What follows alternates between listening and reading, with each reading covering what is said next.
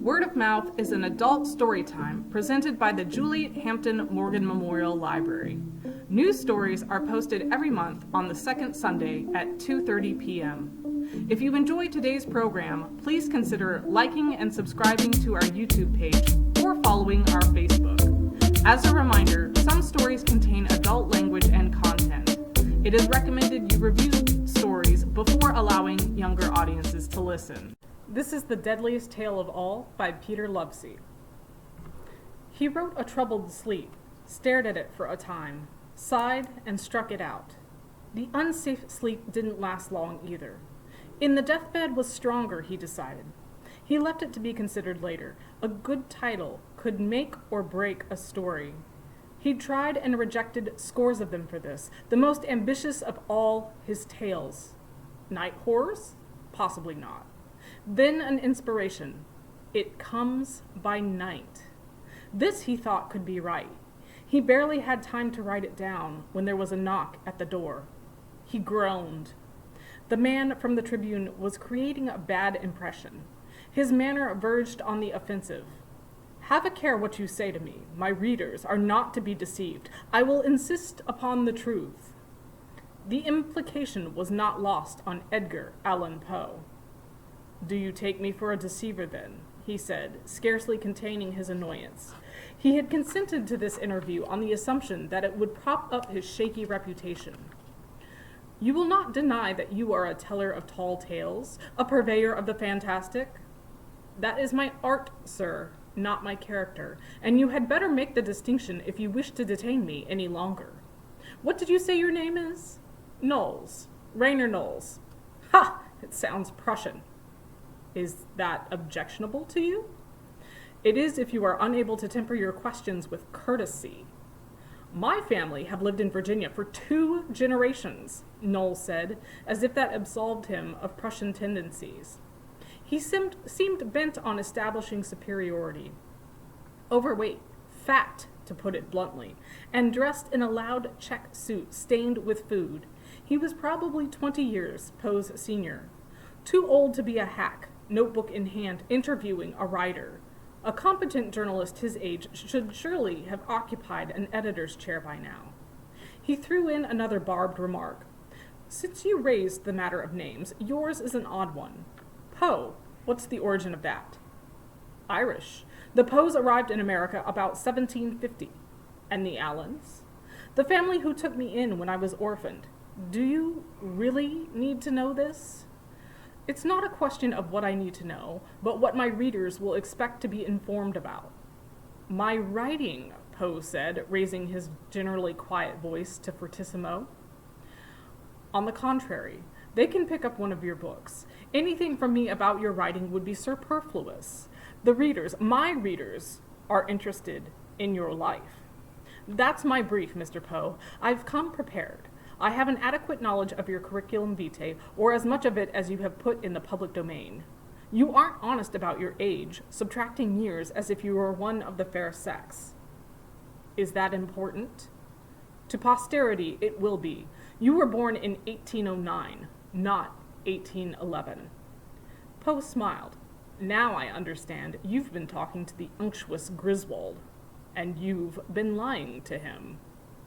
Rufus Griswold, self-appointed arbiter of national literary merit, had first come into Poe's life probing for personal information for an anthology he was compiling, ambitiously entitled The Poets and Poetry of America.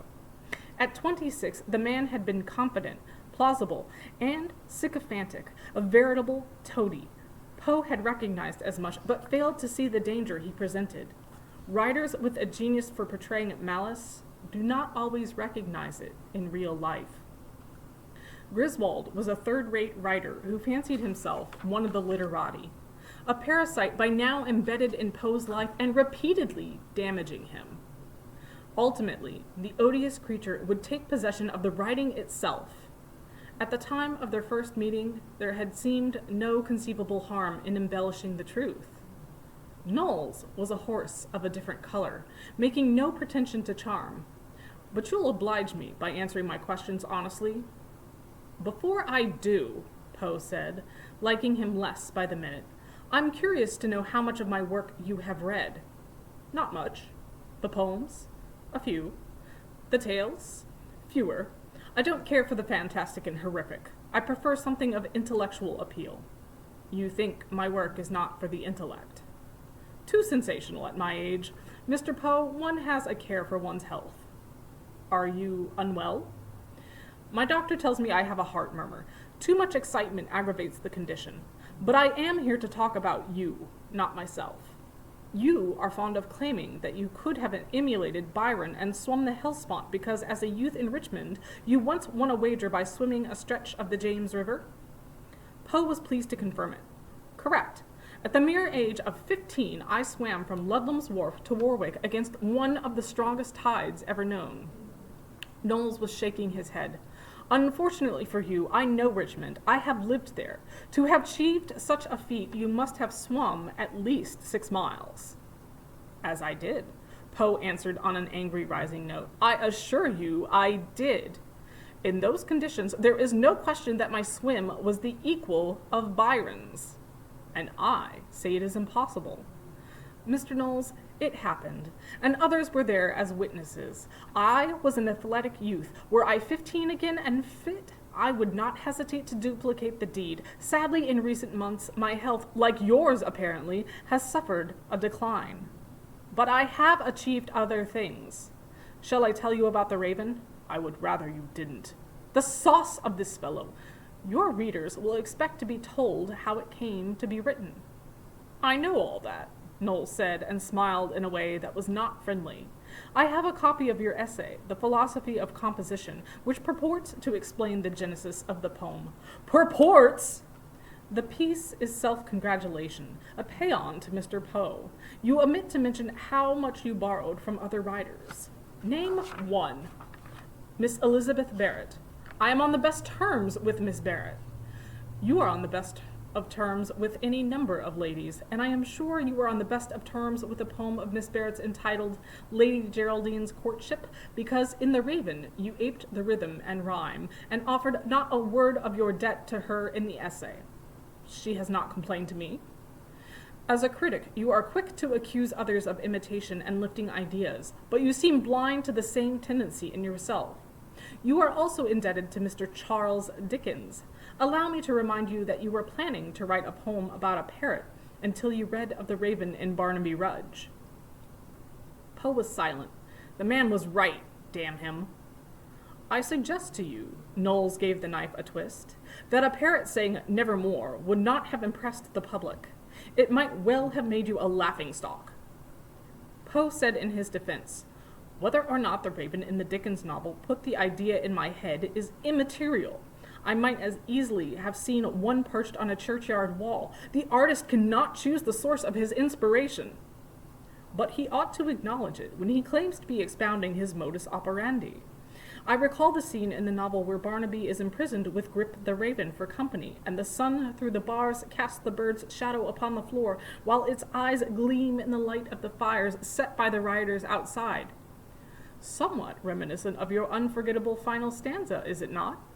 And his eyes have all the seeming of a demon's that is dreaming, and the lamplight o'er him streaming throws his shadow on the floor?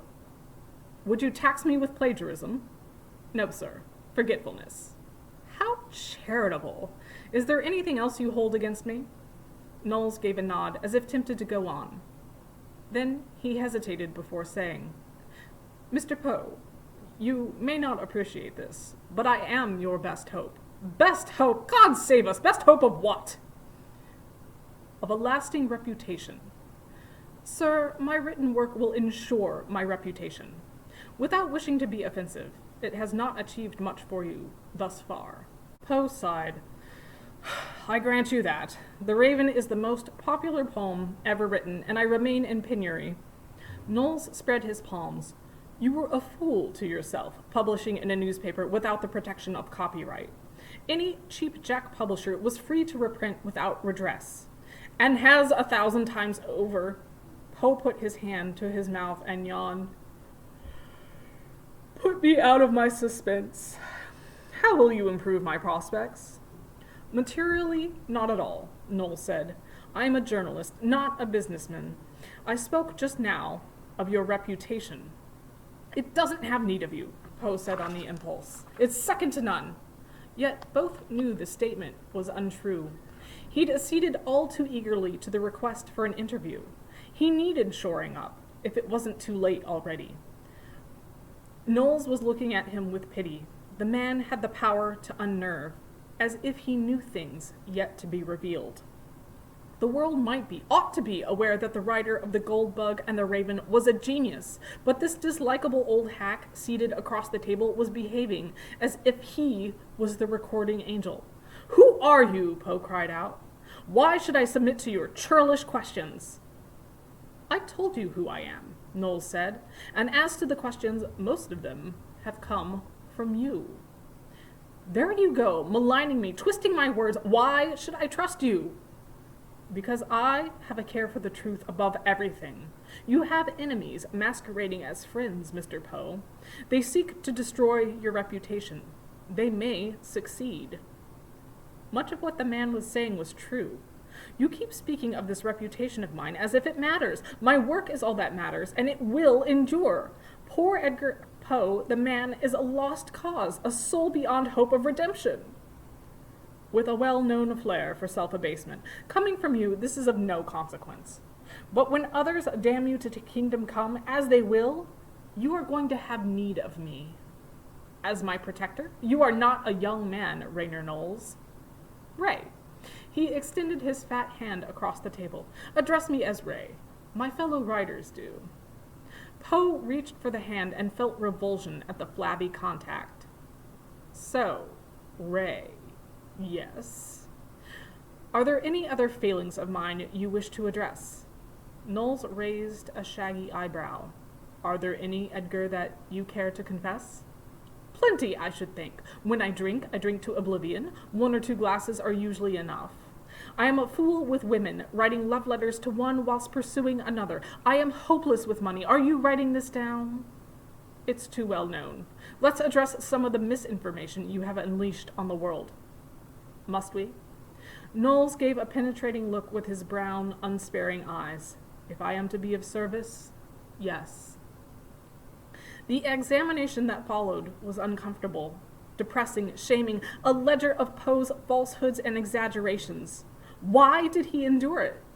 Because Nolz, like the ancient mariner, was possessed of a mysterious power to detain. He dissected more of the myths blithely confided to Griswold and given substance in the poets and poetry of America. The myth that a young man Poe had run away from home to fight for the liberty of the Greeks in their war of independence against the Turks. The myth of a trip to St. Petersburg where he got into difficulties and was supposedly rescued by Henry Middleton, the American consul. All this in an attempt to gloss over 2 years in the ranks, of which Poe was not proud. Nolz had said he knew the curriculum vitae, and so he did, in mortifying detail. He must have gone to infinite trouble to find out so much. Finally, he said, "Was that good for your soul?" "Against all expectation, yes," Poe admitted. "I am tempted almost to ask you to absolve me of my sins." Nolz laughed. "That would be exceeding my duties." "I feel shriven nonetheless, and I thank you for that." "No need, Edgar. Instead of absolution, I will offer a piece of advice. Beware of Rufus Griswold. He is not your friend." "Ha! I don't need telling," Poe said. "After all his blandishments, how many of my poems appeared in his book? 3. One Charles Finno Hoffman had 45. I counted them. 45! A man whose name means little to me or the public." "I saw." Poe was warming to his theme. "And who was offered and accepted my job after I was dismissed as editor at Graham's? Griswold." "And the magazine suffered as a result," Nolz said, beginning to show some sympathy. "He even shoulders me aside when I show affection for a lady. There is a certain poetess, Fanny Osgood." "You know everything."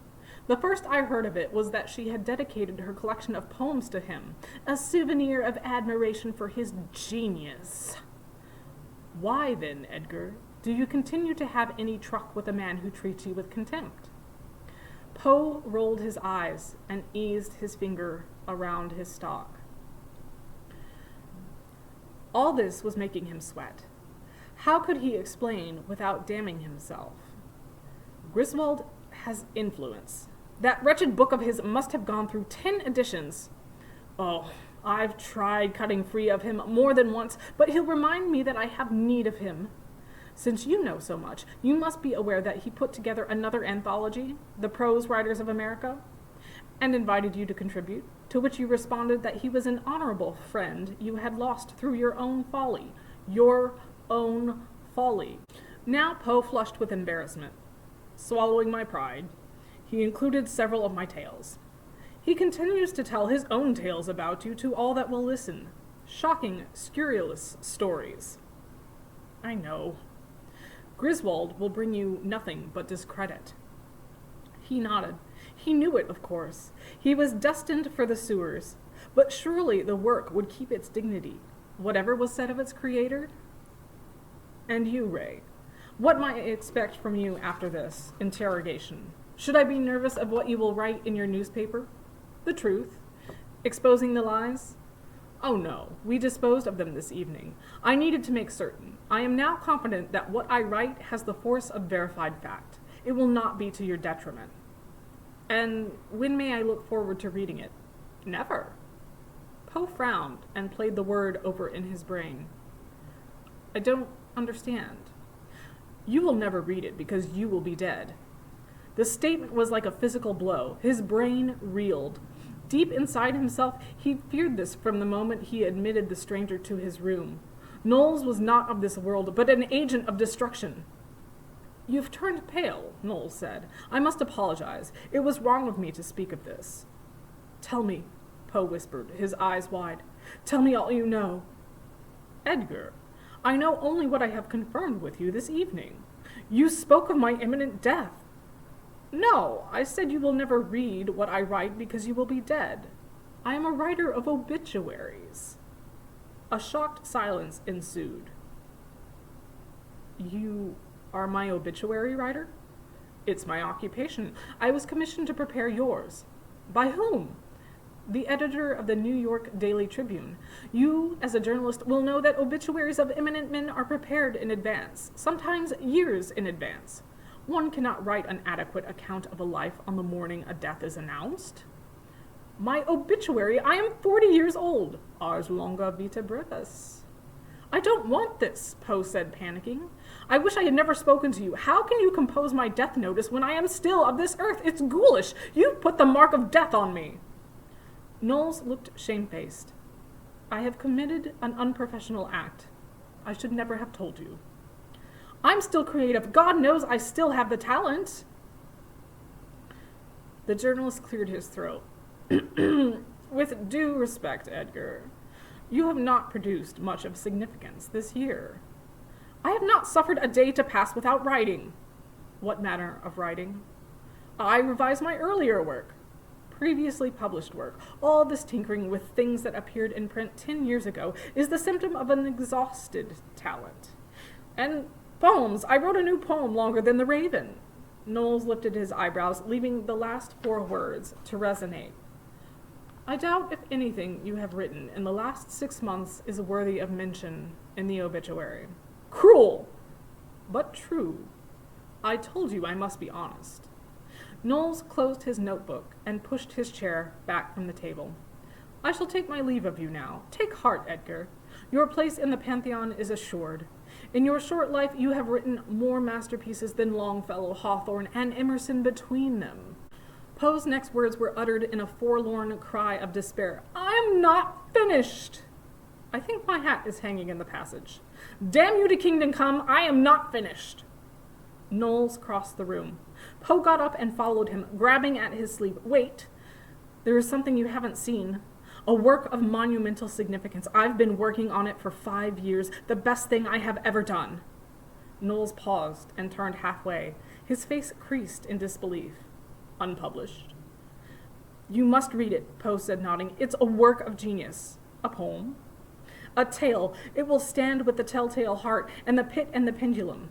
Ugh, one of your tales of horror. I told you how I feel about them. Not merely one of my tales of horror, Ray.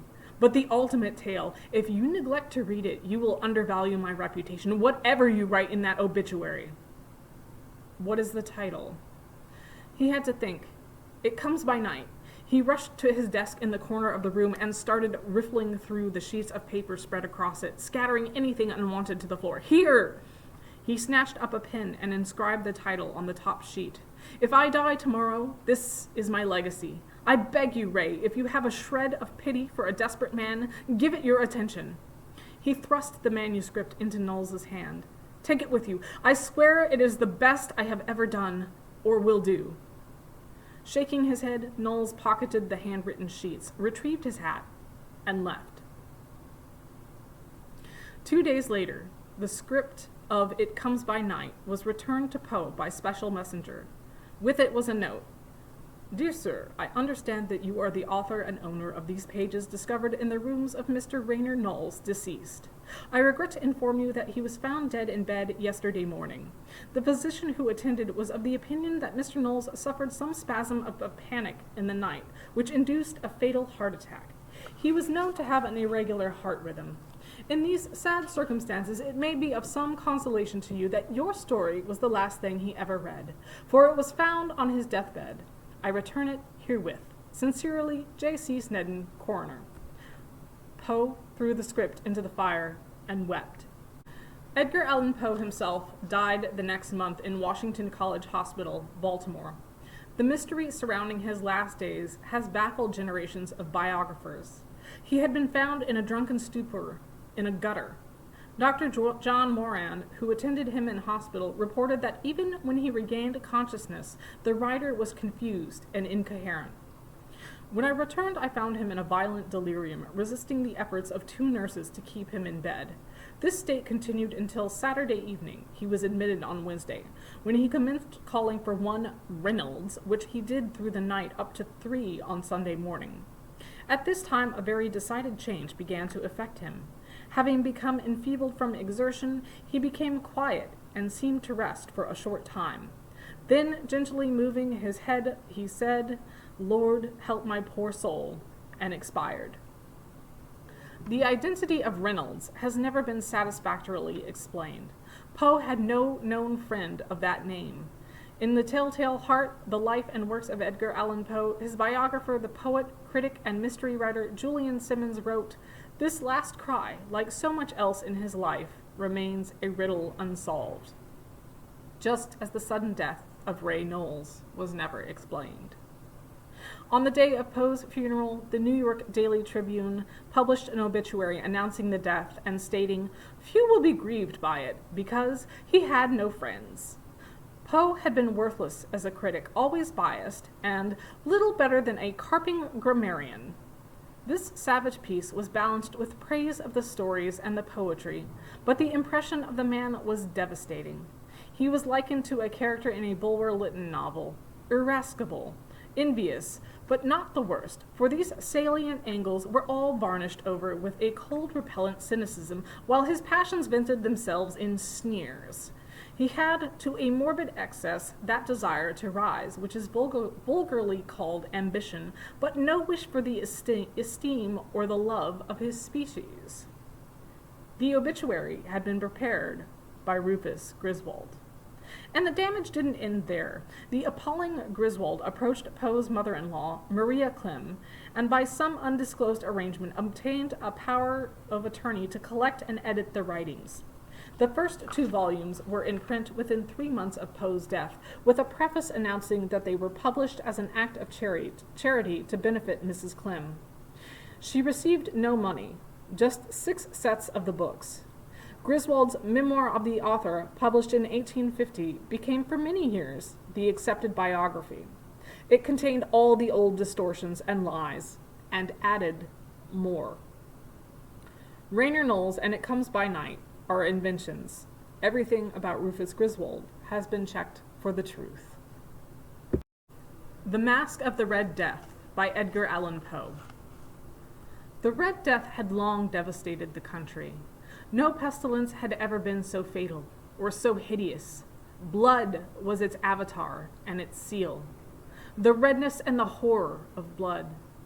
There were sharp pains and sudden dizziness, and then profuse bleeding at the pores with dissolution. The scarlet stains upon the body, and especially upon the face of the victim, were the pest ban which shut him out from the aid and from the sympathy of his fellow men. And the whole seizure, progress, and termination of the disease were the incidents of half an hour. But the Prince Prospero was happy and dauntless and sagacious. When his dominions were half depopulated, he summoned to his presence 1,000 hale and light-hearted friends from among the knights and dames of his court, and with these retired to the deep seclusion of one of his castellated abbeys. This was an extensive and magnificent structure, the creation of the prince's own eccentric yet august taste. A strong and lofty wall girdled it in. This wall had gates of iron. The courtiers, having entered, brought furnaces and massy hammers and welded the bolts. They resolved to leave means neither of ingress or egress to the sudden impulses of despair or of frenzy from within. The abbey was amply provisioned. With such precautions, the courtiers might bid defiance to contagion. The external world could take care of itself. In the meantime, it was folly to grieve or to think. The prince had provided all the appliances of pleasure. There were buffoons, there was improvisatory, there were ballet dancers, there were musicians, there was beauty, there was wine. All these and security were within. Without was the Red Death. It was toward the close of the 5th or 6th month of his seclusion, and while the pestilence raged most furiously abroad, that the Prince Prospero entertained his 1,000 friends at a masked ball of the most unusual magnificence. It was a voluptuous scene, that masquerade, but first let me tell you of the rooms in which it was held. There were 7, an imperial suite. In many palaces, however, such suites form a long and straight vista, while the folding doors slide back nearly to the walls on either hand, so that the view of the whole extent is scarcely impeded. Here the case was very different. As might have been expected from the Duke's love of the bazaar, the apartments were so irregularly disposed that the vision embraced but little more than one at a time. There was a sharp turn at every 20 or 30 yards, and at each turn a novel effect. To the right and left, in the middle of each wall, a tall and narrow Gothic window looked out upon a closed corridor, which pursued the windings of the suite. These windows were of stained glass, whose color varied in accordance with the prevailing hue of the decorations of the chamber into which it opened. That at the eastern extremity was hung, for example, in blue, and vividly blue were its windows. The second chamber was purple in its ornaments and tapestries, and here the panes were purple. The third was green throughout, and so were the casements. The fourth was furnished and lighted with orange, the 5th with white, the 6th with violet. The 7th apartment was closely shrouded in black velvet tapestries that hung all over the ceiling and down the walls, falling in heavy folds upon a carpet of the same material and hue. But in this chamber only, the color of the windows failed to correspond with the decorations. The panes here were scarlet, a deep blood color. Now, in no one of the 7 apartments was there any lamp or candelabrum. Amid the profusion of golden ornaments that lay scattered to and fro or depended from the roof, there was no light of any kind emanating from lamp or candle within the suite of chambers. But in the corridors that followed the suite, there stood opposite to each window a heavy tripod bearing a brazier of fire that projected its rays through the tinted glass, and so glaringly illumined the room. And thus were produced a multitude of gaudy and fantastic appearances. But in the western or black chamber, the effect of the firelight that streamed upon the dark hangings through the blood-tinted panes was ghastly in the extreme, and produced so wild a look upon the countenance of those who entered, that there were few of the company bold enough to set foot within its precincts at all. It was in this apartment also that there stood against the western wall a gigantic clock of ebony. Its pendulum swung to and fro with a dull, heavy, monotonous clang, And when the minute hand made the circuit of the face, and the hour was to be stricken, there came from the brazen lungs of the clock a sound which was clear and loud and deep and exceedingly musical, but of so peculiar a note and emphasis that at each lapse of an hour the musicians of the orchestra were constrained to pause momentarily in their performance, to hearken to the sound. And thus the waltzers perforce ceased their evolutions, and there was a brief disconcert of the whole gay company.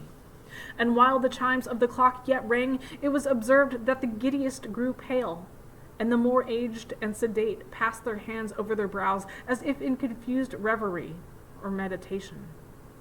But when the echoes had fully ceased, a light laughter at once pervaded the assembly. The musicians looked at each other and smiled as if at their own nervousness and folly, and made whispering vows, each to the other, that the next chiming of the clock should produce in them no similar emotion. And then, after the lapse of 60 minutes, which embrace 3,600 seconds of the time that flies, there came yet another chiming of the clock, and then were the same disconcert and tremulousness and meditation as before. But, in spite of these things, it was a gay and magnificent revel. The tastes of the Duke were peculiar. He had a fine eye for color and effects. He disregarded the decora of mere fashion. His plans were bold and fiery, and his conceptions glowed with barbaric luster. There are some who would have thought him mad. His followers felt that he was not. It was necessary to hear and see and touch him to be sure that he was not. He had directed in great part the movable embellishments of the seven chambers upon occasion of this great fete, and it was his own guiding taste which had given character to the masqueraders. Be sure they were grotesque. There were much glare and glitter and piquancy and phantasm, much of what has been since seen in Hernani. There were arabesque figures with unsuited limbs and appointments. There were delirious fancies such as the madman fashions.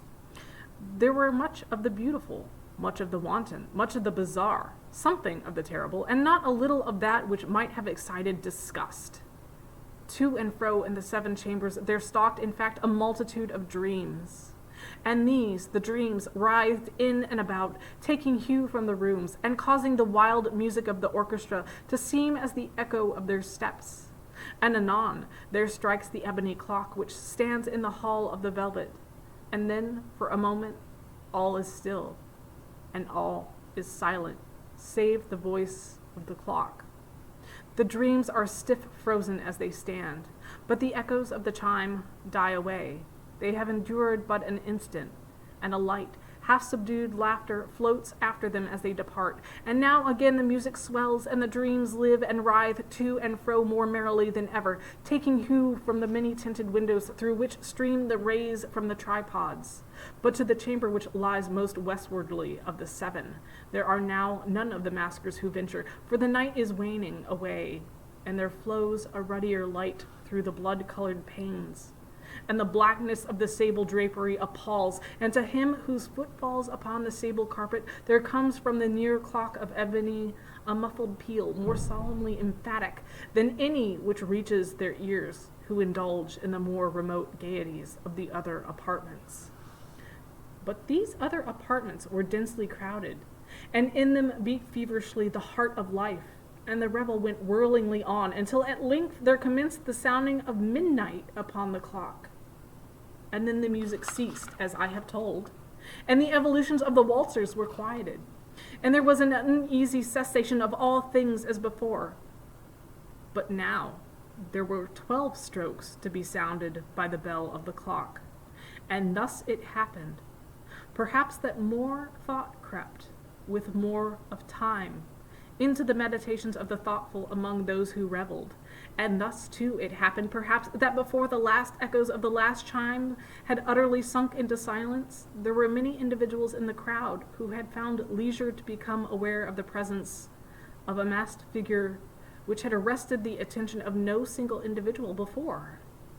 And the rumor of this new presence having spread itself whisperingly around, there arose at length from the whole company a buzz or murmur expressive of disapprobation and surprise. Then finally, of terror, of horror, and of disgust. In an assembly of phantasms such as I have painted, it may well be supposed that no ordinary appearance could have excited such sensation. In truth, the masquerade license of the night was nearly unlimited, but the figure in question had out-Heroded Herod, and gone beyond the bounds of even the prince's indefinite decorum. There are chords in the hearts of the most reckless which cannot be touched without emotion. Even with the utterly lost, to whom life and death are equally jests, there are matters of which no jest can be made. The whole company, indeed, seemed now deeply to feel that in the costume and bearing of the stranger neither wit nor propriety existed. The figure was tall and gaunt, and shrouded from head to foot in the habiliments of the grave. The mask which concealed the visage was made so nearly to resemble the countenance of a stiffened corpse that the closest scrutiny must have had difficulty in detecting the cheat.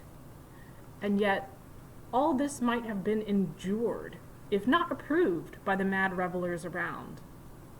But the mummer had gone so far as to assume the type of the Red Death. His vesture was dabbled in blood, and his broad brow, with all the features of the face, was besprinkled with the scarlet horror. When the eyes of Prince Prospero fell upon this spectral image, which with a slow and solemn movement, as if more fully to sustain its role, stalked to and fro among the waltzers, he was seen to be convulsed. In the first moment with a strong shudder either of terror or distaste, but in the next his brow reddened with rage. "Who dares?" he demanded hoarsely of his courtiers, who stood near him. "Who dares insult us with this blasphemous mockery? Seize him and unmask him, that we may know whom we have to hang at sunrise from the battlements." It was in the eastern or blue chamber, in which stood the Prince Prospero, as he uttered these words. They rang throughout the 7 rooms, loudly and clearly, for the prince was a bold and robust man, and the music had become hushed at the waving of his hand. It was in the blue room, where stood the prince, with a group of pale courtiers by his side. At first, as he spoke, there was a slight rushing of movement of this group in the direction of the intruder, who, at the moment, was also near at hand, and now, with deliberate and stately step, made closer approach to the speaker. But from a certain nameless awe with which the mad assumptions of the mummer had inspired the whole party, there were found none who put forth hand to seize him, so that, unimpeded, he passed within a yard of the prince's person. And while the vast assembly, as if with one impulse, shrank from the centers of the room to the walls, he made his way uninterruptedly, but with the same solemn and measured step which had distinguished him from the first, through the blue chamber to the purple, through the purple to the green, through the green to the orange, through this again to the white, and even thence to the violet, ere a decided movement had been made to arrest him. It was then, however, that the Prince Prospero, maddening with rage and the shame of his own momentary cowardice, rushed hurriedly through the 6 chambers, while none followed him on account of a deadly terror that had seized upon all. He bore aloft a drawn dagger, and had approached in rapid impetuosity to within 3 or 4 feet of the retreating figure, when the latter, having attained the extremity of the velvet apartment, turned suddenly and confronted his pursuer. There was a sharp cry, and the dagger dropped gleamingly upon the sable carpet, upon which instantly afterwards fell prostrate in death the Prince Prospero. Then, summoning the wild courage of despair, a throng of the revelers at once threw themselves into the black apartment, and seizing the mummer, whose tall figure stood erect and motionless within the shadow of the ebony clock, gasped in unutterable horror at finding the grave cerements and corpse-like mask which they handled with so violent and a rudeness, untenanted by any tangible form. And now was acknowledged the presence of the Red Death. He had come like a thief in the night, and one by one dropped the revelers in the blood-bedewed halls of the revel, and died each in the despairing posture of his fall, and the life of the ebony clock went out with that of the last of the gay, and the flames of the tripods expired, and darkness and decay and the Red Death held illimitable dominion over all.